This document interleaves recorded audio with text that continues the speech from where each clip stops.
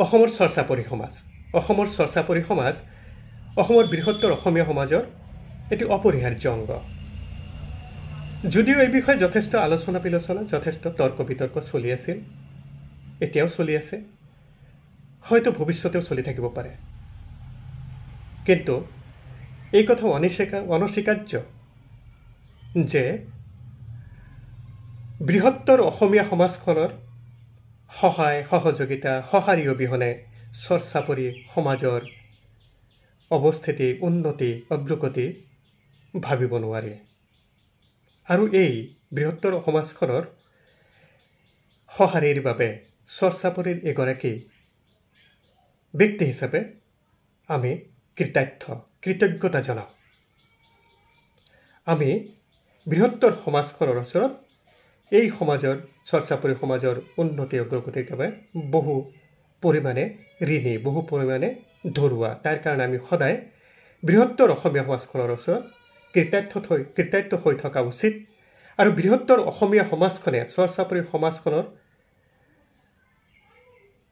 ভাল আৰু বেয়া এই দুয়োটা দিশত কি ভাবে, কি চিন্তা ভাৱনা কৰে, সেই বিষয়ে চৰ্চাপৰীৰ মানুহবোৰে ভাৱনা চিন্তা কৰা প্ৰয়োজন। বৃহত্তৰ অসমীয়া সমাজখনৰ অনুভৱৰ প্ৰতি উপলব্ধিৰ প্ৰতি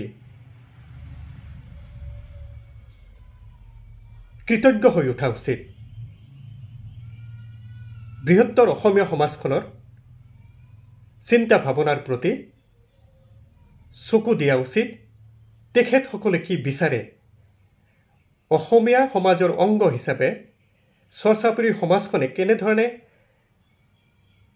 সমিলমিলেৰে আগবাঢ়ি যোৱাৰ ক্ষেত্ৰত তেখেতসকলে কি দিক নিৰ্দেশনা দিয়ে তাক চালি জাৰি চোৱা উচিত। ভাল দিশবোৰ গ্ৰহণ কৰা উচিত। নহ'লে এইখন সমাজৰ চৰ্চাপৰী সমাজখন বহু পৰিমাণে পিছুৱাই থাকিব, অকৃতজ্ঞতাৰ দোষত দোষী হৈ থাকিব। আমি শলাগি হোৱা উচিত। অশলাগি হোৱা চৰ্চাপৰী সমাজখনে অশলাগি হোৱা উচিত নহয়। বৃহত্তৰ অসমীয়া সমাজখনৰ উন্নতি অগ্ৰগতিৰ যাত্ৰাত চৰ্চাপৰীৰ সমাজখন সমাজ জীৱনৰ বহু দিশেই নিৰ্ভৰশীল হৈ থাকে। বৃহত্তৰ অসমীয়া সমাজখনে যদি অগ্ৰগতি লাভ কৰে, তাৰ সুফল এই চৰ্চাপৰী সমাজখনৰ ওপৰতো অপৰিহাৰ্যভাৱে পৰে। আনহাতে এই সমাজৰ বৃহত্তৰ সমাজৰ অংগ হিচাপে চৰ্চাপৰী সমাজত যদিহে ক'ৰবাত অলপ পৰিমাণেও অগ্ৰগতি হয়, উন্নতি হয়, তেতিয়াহ'লে তাৰ প্ৰভাৱ বৃহত্তৰ সমাজখনতো ক'ৰবাত নহয় ক'ৰবাত নপৰাকৈ নাথাকে। ইয়াৰ বিপৰীতে যদি চৰ্চাপৰী সমাজখনে ক'ৰবাত অধোগতি হয়, ক'ৰবাত পশ্চাদগামী হয়, তাৰ কুপ্ৰভাৱে বৃহত্তৰ অসমীয়া সমাজখনকো ক'ৰবাত দুখ দিয়ে, কষ্ট দিয়ে। সেই হেতুকে চৰ্চাপৰীৰ জনসমাজে নিজকে চালি জাৰি চোৱা উচিত। বৃহত্তৰ অসমীয়া সমাজখনৰ সৈতে খোজ দিবলৈ কি কি পদক্ষেপ গ্ৰহণ কৰিব লাগিব সেয়া ভাবি চিন্তি চোৱা উচিত। মন কৰিবলগীয়া কথা যে চৰ্চাপৰী সমাজখনেও কিছু পৰিমাণে হ'লেও আৰ্থিকভাৱে অগ্ৰগতি লাভ কৰিছে। যোৱা 100টা বছৰত যদি তুলনামূলকভাৱে যদি চোৱা যায়, শৈক্ষিক দিশত আগবাঢ়িছে কিছু পৰিমাণে হ'লেও। কিন্তু তুলনামূলকভাৱে সাংস্কৃতিক দিশত যি ঐতিহ্যবাহী সাংস্কৃতিক দিশ আছিল চৰ্চাপৰী সমাজৰ, সামাজিক বান্ধন আছিল, সেয়া ক'ৰবাত যেন সুলভ ঢুলক হৈ পৰিছে। আৰু সেয়া যদি সুলভ ঢুলক হৈ পৰে, তেতিয়াহ'লে তাৰ প্ৰভাৱ এই যে আমি বৃহত্তৰ চৰ্চাপৰী সমাজে বৃহত্তৰ অসমীয়া সমাজৰ সৈতে খোজ দিবলৈ চেষ্টা কৰিছোঁ, মিলি যাবলৈ চেষ্টা কৰিছোঁ, যদি সাংস্কৃতিক দিশটো যদি দুৰ্বল হৈ থাকে, তেতিয়াহ'লে এই প্ৰক্ৰিয়াত নিশ্চিতভাৱে আমি ক'ৰবাত নহয় ক'ৰবাত অধিক পিছুৱাই গৈ থাকিম। সেইকাৰণে চৰ্চাপৰীৰ যি সমৃদ্ধ সাংস্কৃতিক দিশ আছিলে তাক আমি চালি জাৰি চোৱা প্ৰয়োজন। সামাজিক বান্ধন অটুট ৰাখি ঐক্য সংহতি ভালপোৱা উদাৰতাৰ দিশবোৰ কেনেকৈ বিকশাই তুলিব পৰা যায় তাকো চালি জাৰি চোৱা উচিত। এই যে সাংস্কৃতিক দিশ সামাজিক বান্ধন এই বিষয়ে কিছু কথা ক'ব বিচাৰিছোঁ। তাৰ এটি লিখিত প্ৰতিবেদন যুগুত কৰিছোঁ, সেয়া উপস্থাপন কৰিব বিচাৰিছোঁ। কলৈ গ'ল চৰচাপৰিৰ সেই সমৃদ্ধ জনসমাজ?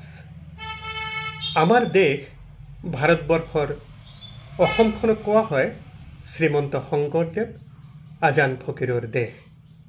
উদাৰ বহল বৃহত্তৰ অসমীয়া সমাজখন অতুলনীয় সংহতি সংস্কৃতিৰে সমৃদ্ধ। এইখন সমাজত শেহতীয়াভাৱে সংযোজিত হৈছে চৰচাপৰিৰ জনসমাজ। চৰচাপৰিৰ সমাজখন ধৰ্মীয়ভাৱে ৰক্ষণশীলতাতকৈ এসময়ত আছিলে সাংস্কৃতিকভাৱে চহকী। আন অনেক সমাজৰ সংস্কৃতিৰ দৰেই চৰচাপৰি সমাজৰ সংস্কৃতিও কোনোবা কাহিনীতে কৃষিভিত্তিক জীৱনধাৰাৰ ওপৰত গঢ় লৈ উঠিছিল। জাৰি গান, পালা গান, যাত্ৰা গান, কবি গান, ধোৱা গীত, চটকা গীত, নাও খেলৰ বাইচাল গীত, বিয়া গীত, নিচুকনি গীত, মাগন গীত, বাৰমাচি গীত, মাৰফতী, আধ্যাত্মিক গীত, শাস্ত্ৰৰ, সাধুকথা, বৈশী খেলৰ সুৰীয়া ডাক, সাধু খেলৰ ডাক, ডুবপাৰাৰ সুৰীয়া ডাককে ধৰি অসংখ্য প্ৰকাৰৰ অগণন গীত মাতে জনসমাজখনক কৰ্মোদ্যমী জাকত জিলিকা কৰি ৰাখিছিল। এইবোৰ গীত মাত আছিল মানৱীয় জীৱনশৈলীৰ সৌন্দৰ্যৰ প্ৰতীক। ধৰ্ম সাম্প্ৰদায়িকতাৰ সমলি ঊৰ্ধত আছিল সেই সাংস্কৃতিক উদাৰতা। কিন্তু এইবোৰ দিশ হৈ আছে চৰ্চাবিহীন। সোণালী ঘোঁৰা নামৰ এখন কিতাপৰ পৃষ্ঠাত চৰচাপৰি সমাজৰ এনে বৰ্ণনাৰ প্ৰসংগতে অসমীয়া জাতিৰ অন্যতম পুৰোধা ব্যক্তিত্ব প্ৰখ্যাত সাংবাদিক সাহিত্যিক হোমেন বৰগোহাঁই ছাৰে কৈছে, কিতাপখনত মই বিচাৰি পালোঁ এখন অনাৱিষ্কৃত সমাজ। চৰচাপৰি সমাজখন যে এতিয়াও অনাৱিষ্কৃত হৈ আছে, দেশকৈ সেয়া উপলব্ধি কৰিবলগীয়া। তেখেতে কৈছে যে তাত এখন বিচাৰিবলৈ এখন অনাৱিষ্কৃত সমাজ, এটা বৰ্ণাঢ্য সংস্কৃতি, সংগ্ৰামমুখৰ এটি জীৱনধাৰা, বিচিত্ৰ চৰিত্ৰৰ এখন বিশাল চিত্ৰশালা।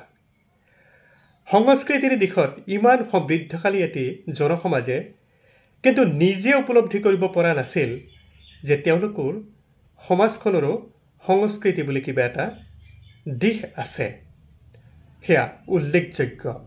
সংস্কৃতিনো কি সেই ধাৰণা তেওঁলোকৰ নাছিল। কৃষি ব্যৱস্থাত পৰিৱৰ্তন হোৱাৰ লগে লগে সংস্কৃতিটো পৰিৱৰ্তন আহিবলৈ ল'লে। তাৰোপৰি তেওঁলোকক এই সময়ত বুজাবলৈ লোৱা হ'ল যে গীত মাতত কোনো পুণ্য নহয়। গীত মাত বাদ্য বাজনাত পাপহে হয়। গীত মাত খেল ধেমালিত সময় অপব্যয় হয়। মানুহ পাপী হয়। পাপী মানুহে ৰৌ নৰকত জ্বলি পুৰি মৰে। বছ, সমাজৰ পৰা সংস্কৃতিৰ সমৃদ্ধি ক'ৰবাতে বিদৰিত হৈ থাকিল। সংস্কৃতিৰ সলনি সমাজত অপসংস্কৃতিয়ে গা কৰি উঠিবলৈ ল'লে। ফলত আত্মসমালোচনাৰ স্থান নোহোৱা হ'ল। এসময়ত মদৰ নাম ল'বলৈ ভয় কৰা সমাজখনৰ কিছুমানে মদ্যপ হৈ উঠিল। সুদ ঘোষক ঘীন কৰা সমাজখনত সুদৰ অপব্যৱস্থাৰ ব্যাপক প্ৰচলন হৈ পৰিল। শৰীৰ চৰ্চা, খেল ধেমালি নোহোৱাৰ ফলত কিশোৰ যুৱকবোৰৰ স্বাস্থ্যৰ পৰালি পৰি আহিল। কৰ্মঠ বুলি জনাজাত সমাজখনৰ অকৰ্মণ্যত পৰিণত হ'বলৈ আগবাঢ়িলে। এই সময়ত মছজিদ ভিত্তিক সমাজ ব্যৱস্থাত নামাজী মানুহৰ সংখ্যা কম আছিল। মছজিদৰ সমাজত লোৱা সততাৰ সিদ্ধান্ত কিন্তু সকলোৱে মানি চলিছিল। ক্ৰমে স্কুল, কলেজ, মাদ্ৰাছা, মক্তব, বানাতৰ সংখ্যা বাঢ়িল, শিক্ষিতৰ সংখ্যা বাঢ়িল, মছজিদ, ঈদগাৰ সংখ্যা বাঢ়িল, নামাজী বাঢ়ি আহিল, পৰ্দা বাঢ়িল, সমাজৰ অনুশাসন আহিল কমি, আৰু কমি আহি আহি প্ৰায় শূন্যতা পালেগৈ। মৰম, ভালপোৱা, শ্ৰদ্ধা, ভক্তি, সন্মানৰ সম্পৰ্কবোৰৰ ঠাইত ঘৃণা, বিদ্বেষৰ উন্নাসিকতাই স্থান পালেগৈ। ভাবিলে আচৰিত নালাগেনে? শ শ বছৰ ধৰি সংস্কৃতিয়ে সমৃদ্ধ কৰা এটি জনসমাজ অতি দ্ৰুত কিদৰে সংস্কৃতিবিহীন জনসমুদায়লৈ পৰিণত হ'বলৈ গৈ আছে। কৰ্মঠ এটি সমাজ কিদৰে মাদকাসক্ত হৈ কৰ্মবিমুখতাৰ দিশে গতি কৰিবলৈ ল'লে। ক্ৰমে বৃহত্তৰ অসমীয়া সমাজৰ সৈতে খোজ মিলাবলৈ অসমীয়া সংস্কৃতিক অতিকৈ হেঁপাহেৰে মৰ্যাদা প্ৰদান কৰি আঁকোৱালি ল'বলৈ নিজৰ জনসমাজৰ সংস্কৃতিৰ প্ৰতি শ্ৰদ্ধাশীল হৈ উঠিব লাগিব।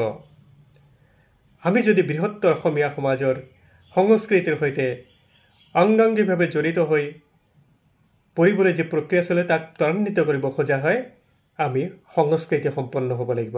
মানুহ হিচাপে চিনাকি দিবলৈ যিকোনো ধৰণৰ ৰক্ষণশীলতাৰ ঊৰ্ধত উদাৰ বহল সংহতি সংস্কৃতিক স্থান দিব পাৰিব লাগিব। ধৰ্মৰ ঊৰ্ধত চৰ্চাপৰি শিক্ষিতজনে কথাবোৰ ভাবক। বৃহত্তৰ অসমীয়া সমাজৰ দায়বদ্ধসকলৰ সহায় সহযোগিতাৰে সমাজৰ উন্নয়নৰ হকে চিন্তা কৰক। আমি ভাবোঁ চৰ্চাপৰি সমাজখন সময়ৰ সৈতে খাপ খুৱাই পুনৰ সাংস্কৃতিকভাৱে সমৃদ্ধ কৰিবলৈ তলত দিয়া ধৰণে পদক্ষেপবোৰ লোৱা প্ৰয়োজন। ১. চৰ্চাপৰিৰ স্কুল কলেজসমূহৰ সৈতে সমাজবোৰ ওতঃপ্ৰোত জড়িত হ'ব লাগে। স্কুল কলেজসমূহৰ সমস্যা সমাধানত গুৰুত্ব দিব লাগে। ইয়াক এক প্ৰধান দায়িত্ব হিচাপে গ্ৰহণ কৰিব লাগে। ২. স্কুল কলেজসমূহৰ আন্তঃগাঁথনি গঢ়ি তোলাত অতীতত কৰি অহাৰ দৰে অৱদান আগবঢ়াব লাগে। অতীতত এসময়ত এই চৰ্চাপৰিৰ সমাজে বহুত ভেঞ্চাৰ স্কুল আদি গঢ়ি তুলিছিল নিজৰ অৱদানেৰে। সেই কথা মনত পেলোৱা উচিত আজিৰ সমাজে। দান বৰঙণিৰ লগত শাৰীৰিক শ্ৰম প্ৰদান কৰিব লাগে। এনে কাৰ্য অতি উত্তম বুলি জ্ঞান কৰিব লাগে।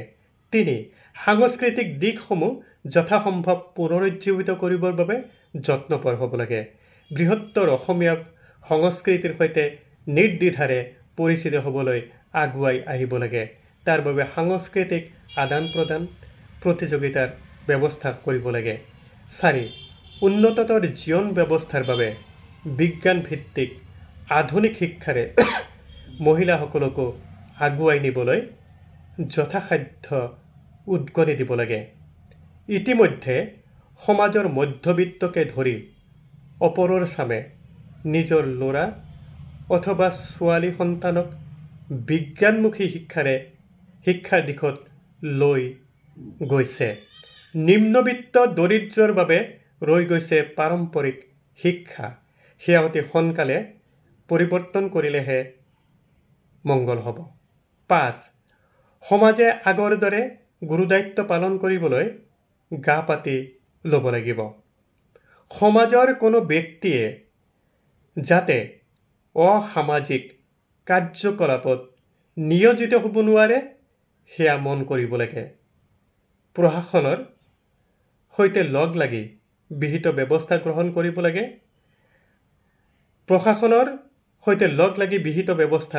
গ্ৰহণ কৰিব লাগে। সমাজ এখন সংস্কাৰমুখী গতিশীল কৰি তুলিবলৈ এইখিনি কথাই যথেষ্ট নহয়। ইয়াত তৎকালীনভাৱে মনলৈ অহা কিছু অনুভৱহে। আমাৰ এই অনুভৱৰ মাজতো ভুল ৰৈ যাব পাৰে। পিছে আলোচনাৰ দুৱাৰ মুকলি থাকিব লাগে। সেয়েহে আহক সমাজৰ সংস্কাৰৰ হকে আলাপ আলোচনা কৰোঁ।